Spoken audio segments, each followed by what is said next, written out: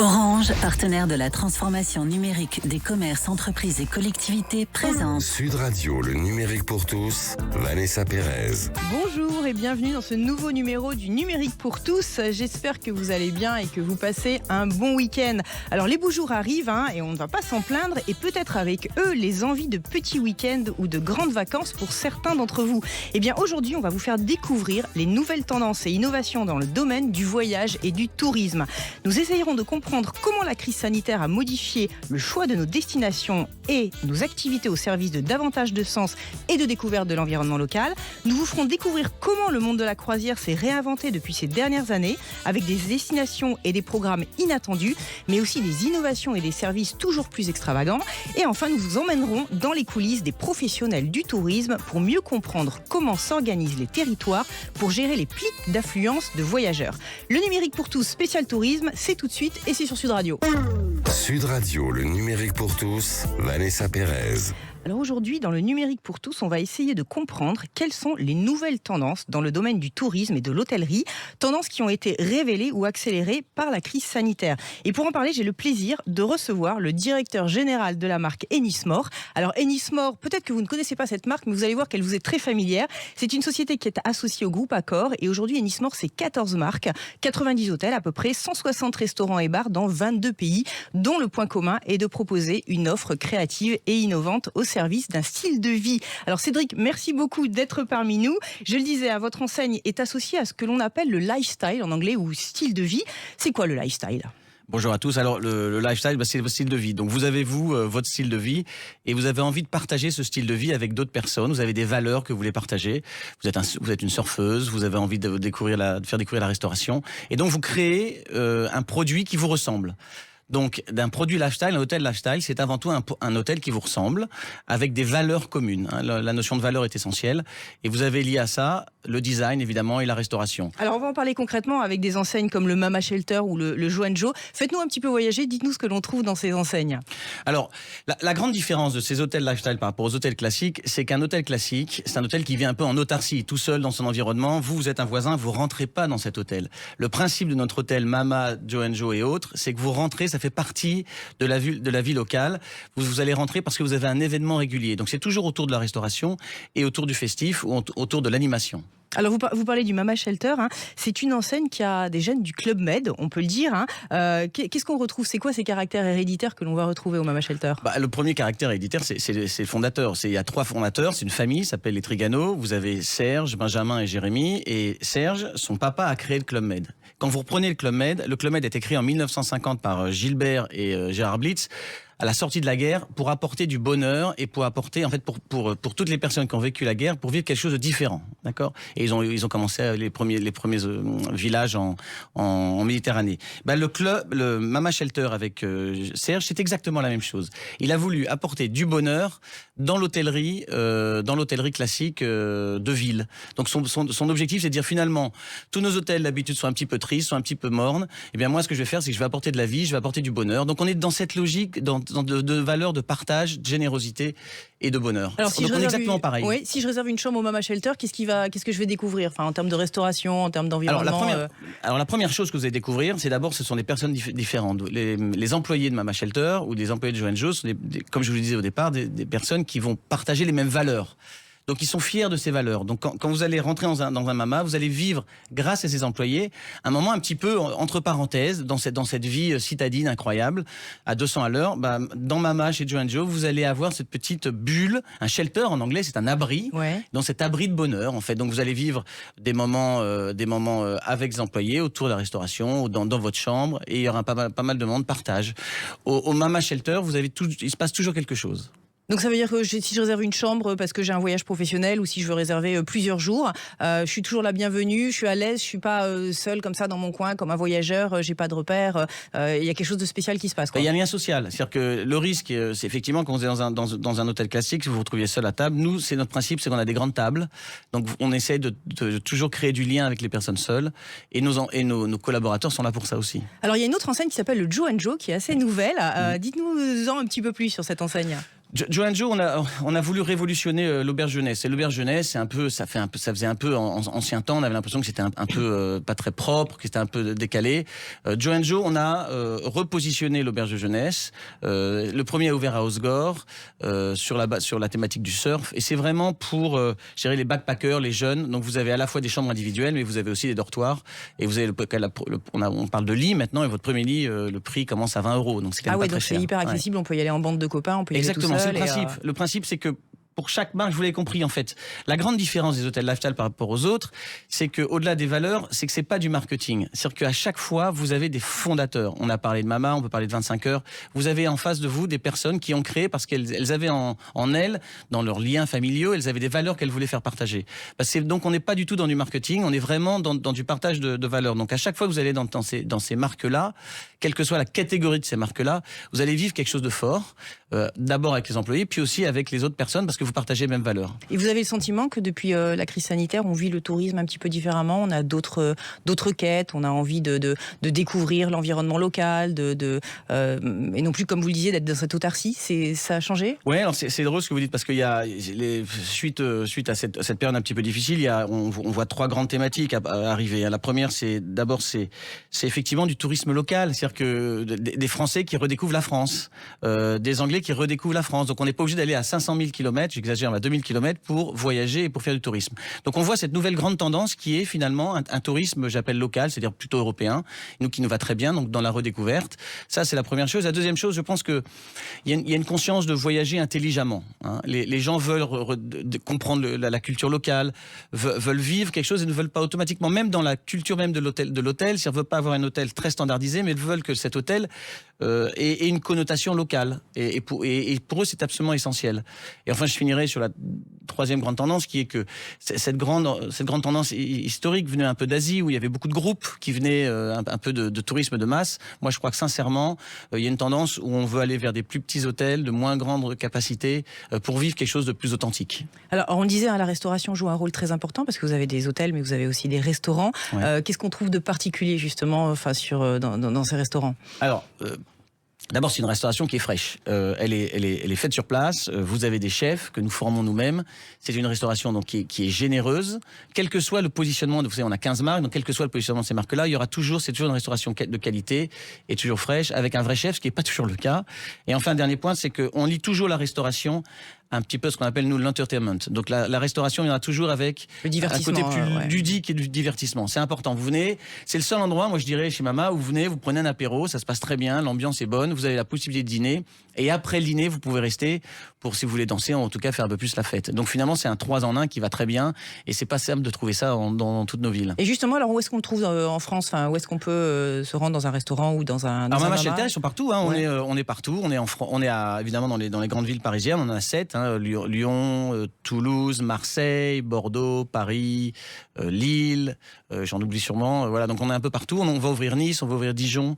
En fait, au début, on était sur des grandes villes et on s'est dit que finalement, il y avait une telle culture, une telle valeur, qu'on avait envie de le faire partager à plus de personnes et donc aussi d'aller dans des villes un peu plus petites. Alors, on le disait aussi en introduction, vous êtes en une joint venture avec le groupe Accor. Il y a quelque chose de complémentaire avec l'ensemble des gammes. Comment vous positionnez dans cette constellation ? Alors, Accor est c'est plus qu'une joint venture. Accor est un actionnaire majoritaire. On est Accor à plus de 65% de Dennismore.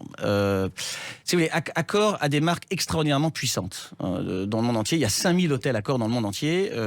Moi, je crois que sincèrement, le produit que nous avons avec Pro Lifestyle, c'est un peu comme le low cost dans l'aviation. C'est-à-dire que ça nous a permis de démocratiser le tourisme et de démocratiser les voyages.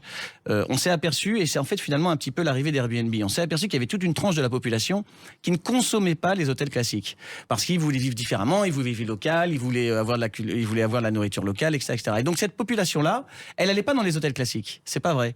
Et donc nous, avec notre nouvelle tendance lifestyle, c'est tout petit, ça représente 2%. Donc on n'est pas sur des gros volumes, mais on va toucher une clientèle qui veut vivre et voyager différemment. Donc on est très complémentaire avec l'offre Accor. On n'est absolument pas en compétition, absolument pas. D'accord. Et le digital dans tout ça, il paraît que ça joue un rôle assez important dans le divertissement justement que vous proposez. Alors le digital, il y a 2 éléments essentiels. Le premier, c'est digital, c'est la simplicité dans la compréhension du produit et de la réservation. Donc le digital tout ce qui va être dans l'approche de réservation. On veut simplifier au maximum. On veut vous apporter des solutions efficaces. Donc là, on est sur la logique de réservation. Donc ça, c'est le développement digital dans un premier temps. Et le deuxième temps, c'est évidemment sur place, vous faire vivre utiliser les digitales pour vous faire vivre des émotions différentes. Alors par exemple, chez Joanjo, on a un mur à bière qui est connecté. Bon, donc vous allez prendre votre bière automatique. Ça vous permet de pas passer par un serveur. Vous avez chez Mama les télévisions sont connectées. Donc vous pouvez avoir un événement qui est présent dans tous les mamas en direct. Et ça vient du confinement où en fait on a été obligé de garder nos clients dans leur chambre. Et donc pour faire vivre, parce que comme on est dans une logique d'expérience, c'était pas facile. On leur a dit on va faire venir l'expérience à vous. Excellent. Et donc on a créé des solutions digitales à la télévision. Oui, j'ai même vu d'ailleurs que vous aviez une bière signature. Ça, c'est une Absolument. spécialité du Mama Shelter. Donc, vous arrivez à personnaliser les produits par rapport à... Enfin, on n'a pas des produits standards, en fait. C'est ce que vous poussez l'expérience jusqu'au bout. C'est le local, en fait. Cette bière, pourquoi ? C'est une histoire. Cette bière, elle vient de Lille. On a un Mama à Lille. Les équipes de Lille ont voulu créer cette bière. Et on l'a faite. En fait, c'est ça. C'est toute la logique d'authenticité. On est vraiment dans la logique locale et authentique. C'est nos équipes locales qui ont voulu le faire et du coup on l'a développé partout. Bon, un petit coup de pouce pour cet été. Vous nous recommandez d'aller où sans privilégier l'un ou l'autre, mais c'est quoi l'esprit ? Moi j'ai envie de vous dire, profiter de la France, profiter de l'Europe. L'Europe n'est jamais aussi belle qu'en été. On a de très belles destinations, que ce soit Marseille, Lyon, Toulouse, Bordeaux. On a Lisbonne, Rome. Je pense que l'Europe est une très belle destination pour cet été. Donc on va sur vos sites, Mama Shelter ou Joanjo, et là on trouve l'intégralité. Vous avez tout ce qu'il faut. Parfait. Cédric Robillard, merci beaucoup de nous avoir permis de voyager et de mieux comprendre ce qu'il est en train de se jouer dans l'univers du tourisme et de l'hôtellerie. Dans un instant, nous vous ferons découvrir comment le monde de la croisière s'est réinventé depuis ces dernières années, avec des destinations et des programmes inattendus, mais aussi comment nos territoires s'organisent pour gérer les flux de voyageurs et leur offrir le meilleur accueil possible. Restez avec nous, le numérique pour tous spécial tourisme, ça continue dans quelques instants et c'est sur Sud Radio. Orange, partenaire de la transformation numérique des commerces, entreprises et collectivités, présente Sud Radio, le numérique pour tous, Vanessa Pérez. Le numérique pour tous, c'est votre nouveau rendez-vous pour découvrir comment le numérique transforme votre quotidien. Et aujourd'hui, un numérique pour tous spécial tourisme. Et parce que le tourisme, c'est aussi le monde de la croisière, un monde en pleine mutation. Nous avons le plaisir d'accueillir Charles-Antoine Souplet, directeur marketing du croisiériste croisière.fr. Je précise croisière avec un S et vous allez voir qu'il en propose beaucoup. Charles-Antoine, bonjour. On est ravis de vous accueillir aujourd'hui. Donc croisière.fr, c'est un site qui regroupe une offre internationale de croisière. Vous pourriez nous en dire un petit peu plus sur croisière.fr ? Oui, bonjour Vanessa. Ravi d'être avec vous ce matin. Alors croisière.fr, on est le site leader de la vente de croisières en France. On est un peu le Amazon de la croisière. Donc notre positionnement, c'est de vendre toutes les offres de croisière. On vend toutes les compagnies, Costa, MSC, Royal Caribbean, Ponant, plus de 50 compagnies. On a plus de 10 000 croisières en vente sur notre site. On est même présent à l'international, en Italie, en Espagne, en Amérique du Sud. Et on fait voyager plus de 150 000 passagers par an. Donc, on est vraiment le spécialiste de la croisière en France et en Europe. Alors, j'ai envie de vous demander, la crise sanitaire, elle a été soit un accélérateur, soit un révélateur. Comment se porte la croisière aujourd'hui ? Quelles sont les grandes tendances ? Alors la croisière repart très bien, ça y est, on est en train de retrouver les chiffres de 2019, donc le monde de la croisière est ravi. La croisière, très rapidement, c'est à peu près 30 millions de passagers dans le monde et c'est plus de 500 000 passagers en France tous les ans. Et c'est un marché qui croît de 5% par an parce qu'il y a tous les ans des nouveaux bateaux qui arrivent. Il y a 300 bateaux de croisière dans le monde et tous les ans, il y a 10 nouveaux bateaux de croisière qui arrivent. Plus modernes, plus petits, qui vont dans des destinations encore inconnues ou inexplorées jusque-là. Et du coup, c'est un marché qui fait 5% de croissance tous les ans. Donc vraiment très dynamique. Alors justement, on en parle. Ces destinations inconnues ou extravagantes. Faites-nous rêver, faites-nous voyager, Charles-Antoine. Alors, il y a des classiques et puis il y a des plus extravagants, plus atypiques. Les classiques, c'est quoi ? Les classiques, c'est la Méditerranée, les Caraïbes. On part en famille, on va chercher le soleil. Et là, on s'éclate sur les gros paquebots, mais vraiment ultra modernes. Donc, c'est l'entertainment absolu. Vous avez à bord des tyroliennes, des pistes de karting, des vagues de surf, des simulateurs de chute libre. Là, il y en a pour toute la famille. Vous vous éclatez, vous prenez le soleil. Et vous passez une super semaine. Et puis après, vous avez des destinations plus exotiques, plus insolites. Vous avez par exemple les croisières polaires. Donc vous partez dans le pôle Nord, dans le pôle Sud. Vous êtes sur des petits bateaux, 150 passagers, et vous êtes accompagné des meilleurs guides naturalistes au monde qui non seulement vous accompagnent dans vos expéditions en zodiaque pour découvrir votre écosystème dans les pôles Nord ou pôle Sud, et puis ils vous font des conférences à bord pour vous expliquer, vous débriefer sur ce que vous avez vu, sur ce que vous allez voir, et vous en prenez plein les yeux parce que vous voyez des ours polaires, des manchots, des baleines, donc vous en prenez plein les yeux. Ah, super, du divertissement et de l'intelligence et de la culture, on va dire ça comme ça. Exactement, et puis une dernière peut-être, les safaris maritimes. On propose des safaris maritimes en Afrique australe. Ça, on adore et nos clients adorent. Vous partez pareil sur un petit bateau, encore plus petit, 10 cabines, 20 passagers. Vous êtes en Afrique australe, autour du Zimbabwe et de la Zambie, et vous naviguez sur des lacs, sur des fleuves. Vous découvrez les parcs nationaux, le parc Chauvet, et puis vous avez des nuits en lodge aussi, et là vous découvrez toute la faune complètement différente. On n'est plus dans les régions polaires, là c'est les éléphants, les girafes, les hippopotames. Donc voilà, aujourd'hui la croisière c'est extrêmement varié, vous en prenez plein les yeux, quelles que soient vos envies ou vos rêves. Bon, je crois mission accomplie, vous avez commencé à nous faire rêver. Alors, il paraît qu'il y a aussi des services un peu extravagants pour avoir l'esprit totalement libre et profiter au maximum de son séjour. C'est quoi ces services que vous proposez pour accompagner la croisière ? Ouais, alors Vanessa, la promesse de la croisière, c'est vous vous réveillez tous les matins et vous êtes dans un port différent. Donc moi, je trouve que déjà la promesse de la croisière est le tout sans vous occuper de réserver tous les jours un nouvel hôtel ou un nouveau restaurant. Donc je trouve que c'est déjà une offre qui est extrêmement bien packagée, l'offre de la croisière. Et vous avez en plus plein de services qui viennent s'ajouter. Quelques exemples, les Kids Club. Vous, aujourd'hui, comme en club, vous partez en croisière, vous avez des Kids Club qui s'occupent de vos enfants. Vous pouvez faire un déjeuner ou un dîner tranquille ou partir en excursion et vous savez que vos enfants sont gardés et sont bien gardés. Et tout ça, c'est inclus dans l'offre. Donc les Kids Club, et vous avez d'autres services aussi assez exceptionnels du type service de majordome quand vous partez sur des bateaux un peu plus luxueux, des croisières plus luxueuses. Vous avez un majordome qui vient s'occuper de vous et vous bichonner pour être sûr que vous passiez les vacances de vos rêves. Mais ça doit coûter très cher ça, non ? Ou c'est accessible avec des budgets raisonnables ? Alors Vanessa, c'est très accessible. Ça commence à quelques centaines d'euros. Si vous voulez partir prendre le soleil cet été, on y reviendra peut-être après, mais c'est quelques centaines d'euros. Et en effet, ça peut monter à quelques milliers, voire quelques dizaines de milliers par personne. Mais on attaque avec des prix très accessibles pour notamment les offres en Méditerranée ou dans les Caraïbes en famille. Bon, j'ai envie de vous demander, vous avez un bon plan à nous partager également, Charles-Antoine, pour cet été ? Vous nous conseilleriez quelle destination ? Alors, j'ai pensé à vous, Vanessa. J'ai travaillé 2 bons plans pour vous, Vanessa, dites-moi tout, pour dites-moi que vous ayez le choix. Pour être sûr de vous convaincre, je vous ai trouvé 2 offres. La première offre, c'est sur MSC. C'est un bateau qui s'appelle le Splendida de MSC et sur laquelle vous allez retrouver la French Touch sur ce bateau. Et la French Touch, c'est quoi ? Vous allez avoir votre baguette, vous allez avoir vos viennoiseries préparées à bord et vous allez avoir votre bouteille de rosé Made in France qui vient directement du Pays d'Oc. Et ça, vous le retrouvez tout en naviguant pendant la semaine entre l'Italie, l'Espagne, Palma de Majorque. Donc voilà, ça c'est une première offre. Et sur cette offre cet été, il faut compter à peu près 700 € par personne. Ah, c'est raisonnable. Pour la semaine. Donc on est vraiment sur quelque chose d'abordable. Et puis je vous ai préparé quelque chose de plus américain. Là, on est sur le Wonder of the Seas, le plus gros paquebot du monde. Et là, c'est un peu Disney sur l'eau. Donc là, vraiment, vous avez les tyroliennes, les vagues de surf, la patinoire, des spectacles avec des drones auxquels vous pouvez assister.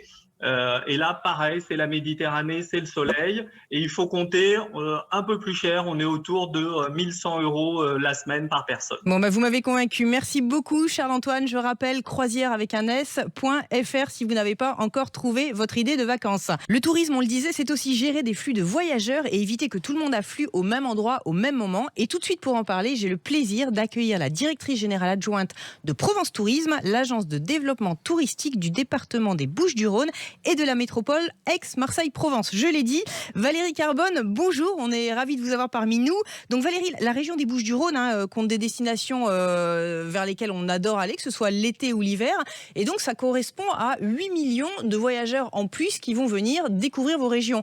Et donc vous avez mis en place une solution qui s'appelle Fluvision, qui va permettre justement d'harmoniser et de fluidifier cet assaut, on va dire, de voyageurs. Est-ce que vous pourriez nous expliquer en quoi consistait le défi et comment cette application y répond ? Bonjour Vanessa, bonjour à tous les auditeurs. Je suis également ravie d'être parmi vous pour vous parler finalement de cette solution qui a été lancée en 2013 et qui est vraiment exceptionnelle. Le défi qui se pose pour le département des Bouches-du-Rhône, c'est que il y a pendant certaines périodes de l'année une surfréquentation. Il faut savoir que le département des Bouches-du-Rhône sont 3 identités touristiques très fortes. On a Marseille-les-Calanques, on a la Camargue, on a la Provence. Il y a également de grandes marques touristiques, Cassis, Saint-Rémy-de-Provence.